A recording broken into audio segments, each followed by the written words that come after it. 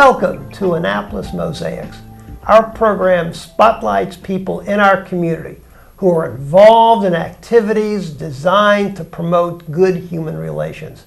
I am Michael Keller, the chair of the Annapolis Human Relations Commission and your host. The commission is a city board that seeks to promote equal opportunity and to eliminate discrimination. My guests today are Barbara Houston, who is the CEO of Partners in Care, and Linda Dennis, who is the member care coordinator of that organization. Welcome to Annapolis Mosaics. Thank you. Thanks for having us. Well, could you share with our viewers what the objective of Partners in Care is? What's it all about? Sure. Partners in Care's mission is to help older adults stay independent in their own homes that they love and engaged in the community around them.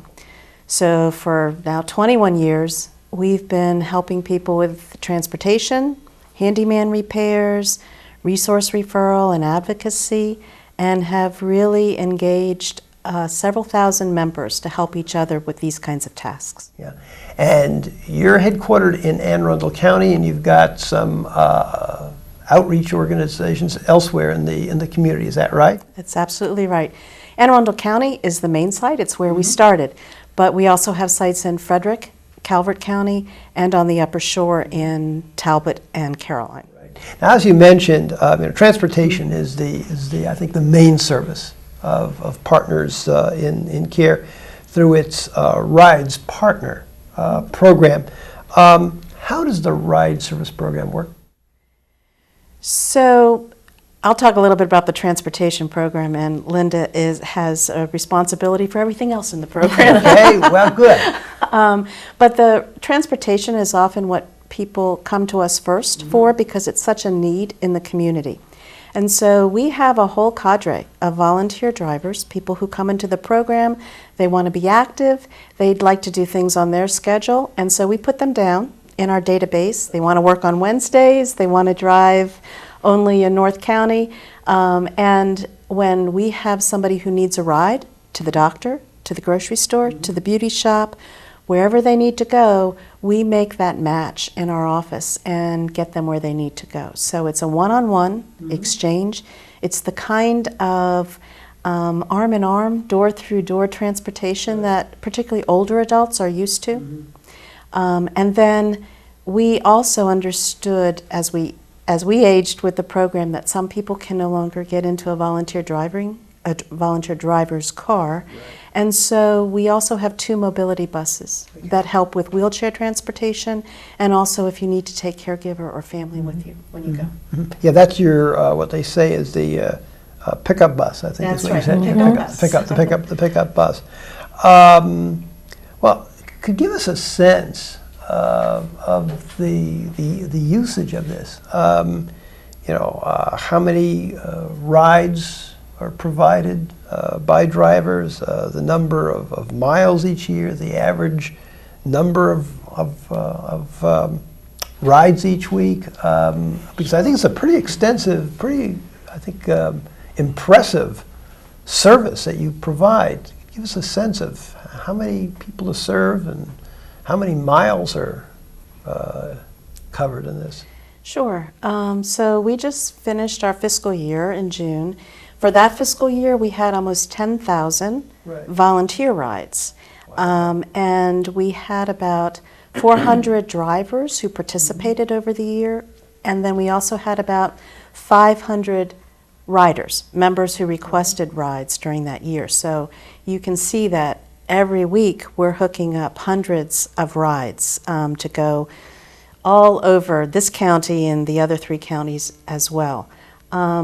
And those drivers using their own car, it's not just the gift of time that they're giving, but also they put about 128,000 miles on their cars, among them, accomplishing those rides. The mobility bus was another 4,000 rides, those sort of specialized rides where people need some extra support and that type of thing. So all told, almost 15,000 rides last year alone. Yeah. Is there a charge for all of this or any of it? So to become a member of Partners in Care, absolutely not, because we're a time exchange, and I can let Linda give a little bit of description about that. Right. We really want to engage people and find out what their time and talents are and use them accordingly. So no, there's no membership fee, and there's no fee to use the volunteer driving program. The bus, because it does take a lot more gas than a regular car, we do have a fee of $17 an hour. Okay. Say some of our viewers are listening to it. My gosh, I didn't even know that this service existed. How can they arrange for transportation, either with the mobility bus or with the volunteers who come out and pick people up and transport them? So Partners in Care culture is all about one-on-one touches. So if you give us a call at our phone number at the main office or our 800 number, that starts the process. Okay. And we believe in face-to-face interviews and orientations, and we love communicating with people over the phone and giving them the opportunity to tell us what they want to do or what they need. Mm-hmm. Now you mentioned briefly what some of the examples of the reasons that people take rides. What's the most frequent ones that people call you about? What's some of their most often requested reasons for using the transportation? So about 60% of what we do is medical of some sort, either getting to your primary care physician, getting your blood work done, getting your blood pressure done. That's really critical because that keeps people healthy and it keeps them in the community, and they can stay in their home. But I'll tell you, the next piece that is the biggest for us is shopping, and shopping of all sorts. So obviously food shopping is also very important. It has to do with people having access to fresh food, healthy food, and getting it on time. So that also, we consider that a double bonus coupon. That it's not just getting the ride and making a human connection, but it's also making sure the person has what they need to stay healthy.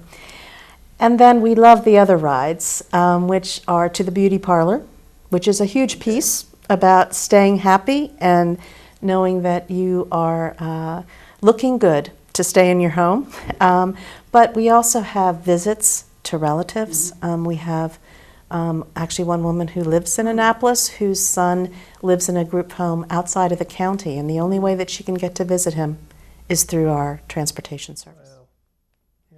I know you do some other things as well. The Partners has something called a Repairs with Care program. What does that involve? What's Repairs with Care? We're celebrating 21 years this year, and as we got to know our members and as our members were aging in the program, we received requests from the Department of Aging saying that a lot of their clients in the community had trouble keeping up with the small maintenance repairs in their home, living on limited income and also having mobility challenges perhaps. And did we have some volunteers who might consider going in the home to do some of those minor, we call them honeydews, the kinds of things you'd ask a neighbor, a brother, a friend to help you with. So we looked at our membership and their gifts and talents, and they, of course, responded wholeheartedly, and we do about 450 repairs a year. Wow. We do focus on safety. We want people to be safe, but sometimes it can be painting a small room or sealing a deck or building a handrail or fixing a door that doesn't open and close well, just so that they can manage it themselves. So again, it depends on the gifts and talents our handymen and women have and what they're willing to give. Right.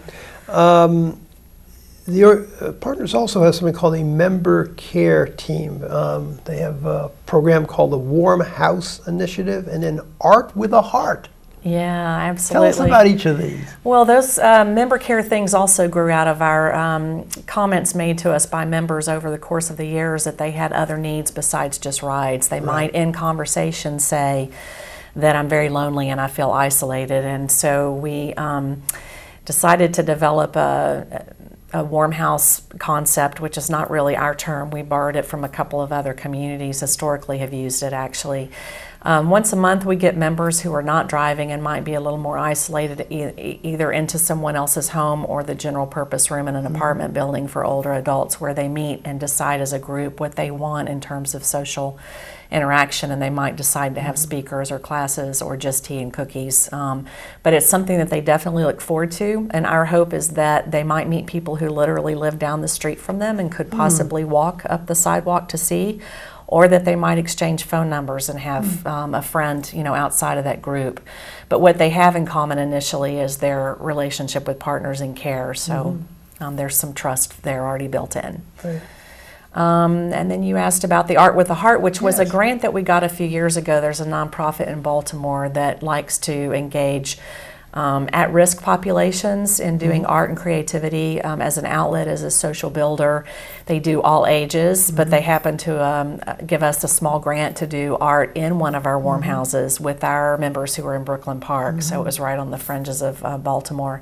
And they learned jewelry making, some sewing skills. They made a mural and painted, and none of them thought they had any art or craft in them. They thoroughly enjoyed it, and it really boosted their self-esteem. It was an icebreaker. Most of us like to play with art. It's a tactile experience, and we don't take the time to do that. So it was a special opportunity for that group of members. Now, Partners maintains on its staff a certified aging in place specialist. What's the responsibility of this individual?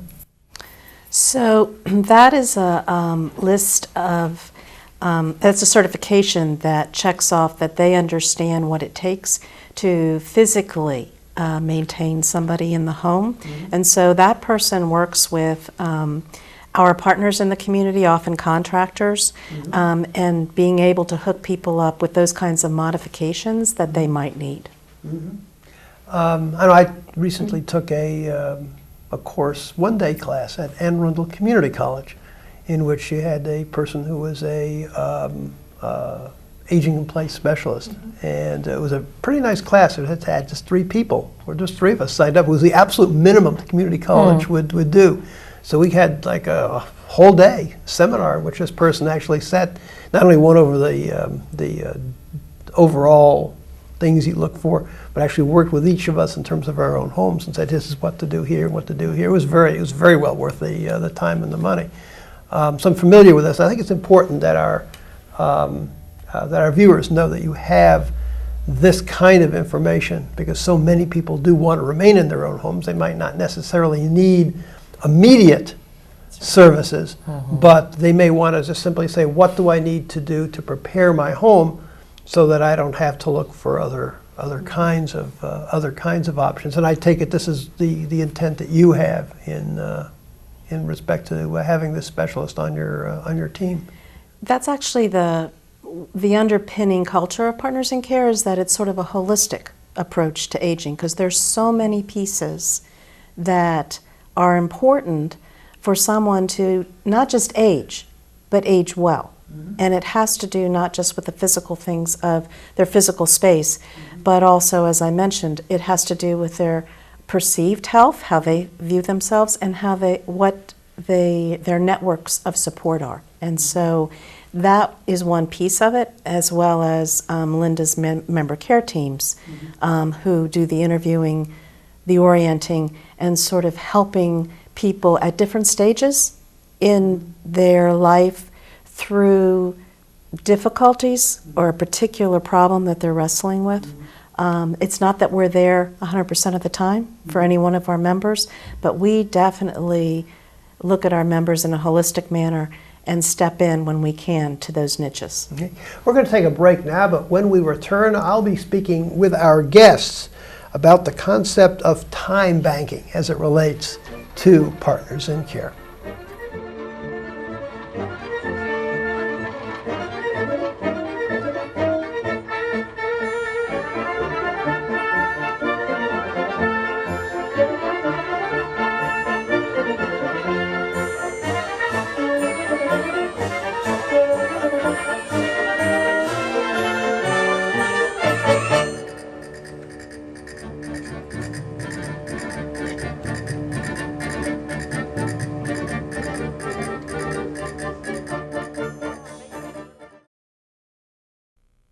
I'm Staff Sergeant Meg Krause. I was on active duty for 5 years. I was a medic.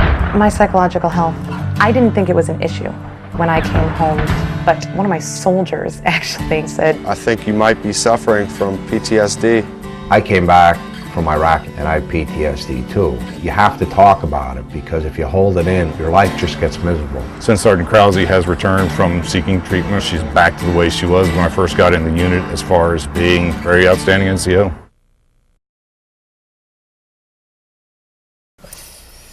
Yeah, I'm talking today with Barbara Houston and Linda Dennis, who are involved with Partners in Care, which seeks to help senior adults remain independent and in their own homes.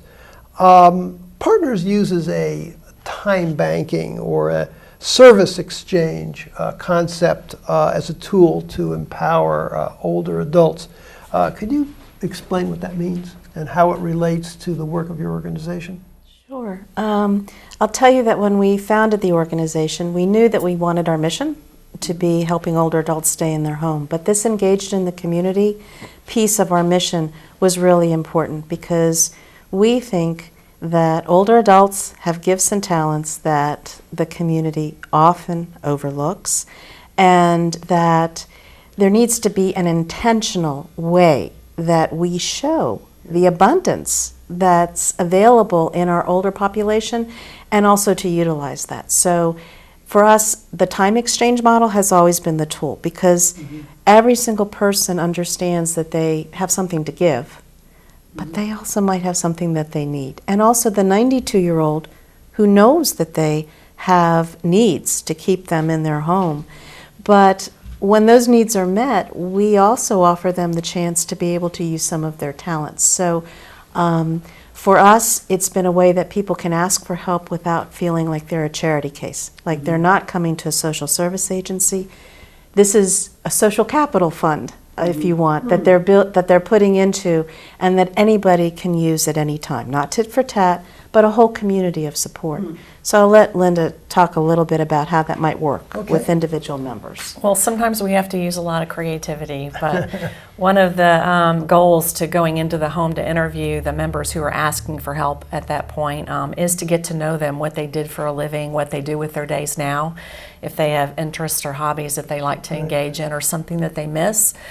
Because we're familiar with the program, we have a way to say we could use that at some point. And so the lady that loves to bake, we definitely go pick up chocolate chip cookies for meetings and events that we might have. And so if it takes her an hour and a half to make those cookies, she gets an hour and a half in the time bank, but she's doing something that she enjoys and is meaningful. And it, like Barbara said, it makes her feel empowered to ask for things when she needs it because she knows she's done something to the community. And it is not tit for tat. It's a no guilt, no pressure situation, but we want to empower and encourage them to feel good about the kinds of things they can still do and for us to make that initiative to use them when we can. Yeah. Other examples you might have about matches It's awesome. I will say that you know, we make hundreds of matches a week. We do about 125 rides a week in Anne Arundel County. Many calls to members, many touches to members because we're calling them and asking them how things are going. And when they call in after the ride, we always say, how did the ride go? Was it a match that was good? Are there any issues or concerns? But I will tell you that probably 9 times out of 10, they say it's so much more than just the ride they took that day, that they might have learned something really lovely about the person who was riding. The rider will often say, I enjoyed the conversation so much, that meant more to me than getting to the doctor. So that's, I think, why so many of us are really charged to do a good job at Partners in Care, because we see that it's always the ripple effect of the task that we do that day that really means so much more to everybody involved. So I could give you a couple of examples. For example, we had several of our drivers, obviously they've aged with the program, and so if they came into the program at 65 and they were still absolutely motoring around the community, no problem. But now they're 85, and they have probably transitioned from feeling comfortable to having somebody in the car. So then we take that gift and talent out of their bank. But they might come in and be our matchmakers because they understand what it takes, and all the information that's necessary. And then they might transition into the point where they're going to ask for that support. So that's one idea. We have one of our programs is, of course, our thrift store, which we love, and that's a community face that people see. But one of the ladies at the thrift store is now 92. She's been a manager the whole time we've had the thrift store, and she's actually had 2 illnesses during that time period when she needed some support, not just getting her to her recurring doctor's appointments, and she had no compunction about asking, because for heaven's sake, she's put in all that time, but also someone to make sure her leaves are raked, so she didn't have to worry about that during that time period, and also maybe make sure she had a little soup or something when she got home from one of those particular illnesses. So it's a network, and we try to fill in where we can and make sure that, as Linda said, that people are able to ask for the help that they need. Obviously, you're a volunteer-based organization. How many volunteers do you have? Obviously, I think the great majority of them are in the transportation area, but it seems to me that you've got them in all kinds of different types of fields as well. And do you provide any training or orientation for them? I mean, what do the numbers look like? So I'm going to let Linda talk about the training, but for sure, remember, this is part of a time exchange. So we consider everybody has gifts and talents, right? At any one time, we probably have about 600 or 700 people who are mostly volunteering their time. So that means that the other 1,800 or so are probably in a situation where they need some support. But you never know when that person's going to bake you cookies, or when that person might come to translate something for you in the office. So, but I'll let Linda talk a little bit about how people come into the program. Well, so people who are needing help a little bit, maybe they're not mobile, they're not driving, to be able to get out and have access to helping more. We do an interview in the home because we want to check it out for other things that they could possibly use. We want to get to know them on their turf, so to speak, and in their home, a place where they can feel comfortable. Just engage them in the culture and the service exchange concept, and kind of assess what they're asking for, and if it's appropriate for the parameters of neighbors helping neighbors, which is really kind of the rule of thumb with our program. But also, they come into the program looking for driving or rides to the doctor. They may not realize that they could also ask for the handrail that's broken on the front porch to be fortified, or the step that's broken that they've walked around for years. I can say that's really a safety issue. Would you like us to get a handyman out here to do that? And just in conversation, learning about other kinds of advocacy things that they might need. But that's how they become members. People who are active and wanting to volunteer their time come to an orientation in the office. They still learn the similar things about culture, service exchange, what's expected, the parameters, what we can and can't do. We talk about liability and things like that. But they come in and they get a chance to see in the office what a big program it really is. They see the matchmakers at work and our other volunteers answering the phone. And it's more than just partners in care, you know. So they come in and we learn about them and their gifts and talents, and kind of figure out how to engage them right away and what they want to be doing that's meaningful to them. Where does Partners in Care or derive its funding from? What sources? Obviously, all this tremendous work you do is not something that's completely cost-free, and you need to have it to run your organization. Where do you get your money from? So we have, as I mentioned, we have our thrift store, our upscale boutique that's located on Ritchie Highway, at 6 Ritchie Highway, and that's actually about 1/3 of our income. So the gifts, not just of the people working in the store, but also the community, that the community donates things, and those are the items that are processed and sold. Again, go to support us. And then we receive about 40% of our funding from grants. And we do get a small county grant, and we get a small state transportation grant. But really, the majority of those grants are private foundations that have an interest in aging in place and interest in older adults. And then about 20% of our funding is individual contributions, which of course any nonprofit is always very welcome to. They welcome those contributions a lot. So that's sort of the balance that we have. Okay. What aspect of your program are each of you most proud of? Well, I'm a founder, so I could talk. I am absolutely gratified that a concept that it was just a seed of an idea that if you got a community to support each other, that you could make a difference, that it's clearly resonates with so many people, and that it has a life of its own. As a founder, that's the most gratifying. We have members who they're running the program. I'm really almost not needed anymore, which is the way it should be. The fact that everybody who's in the program takes the mission so seriously and gets the results that has given us national recognition as a very innovative kind of program. What would you identify as your greatest challenges? Funding. Okay, all right.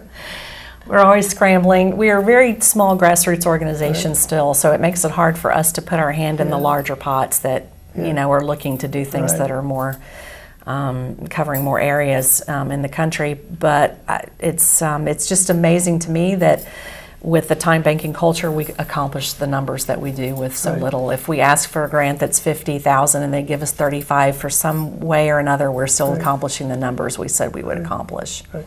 Well, I'm certain that many of our viewers are going to be interested in getting in contact with you and learning more about your organization. How can they reach you? Do you have a website you can share with us? And We absolutely have a website. It's www.partnersincare.org. And if they want to call us, as I said, we always have a human being answering the phone. It's 410-544-4800, or an 800 number, which is 800-227-5500. Okay, could you repeat both the phone numbers and the website for Absolutely. our viewers? So it's www.partnersincare.org, and it's 410-544-4800, or 800-227-5500. Thank you for viewing our program today, and please join us again on Annapolis Mosaics. If you would like more information about the Annapolis Human Relations Commission, please jot down the information on your screen. You can reach us at 410-263-7998 or by email at hrcommission@annapolis.gov. And check out our page at the City of Annapolis website. Go to www.annapolis.gov, click on City Government, then on Boards and Commissions, and you can scroll down to the Human Relations Commission page.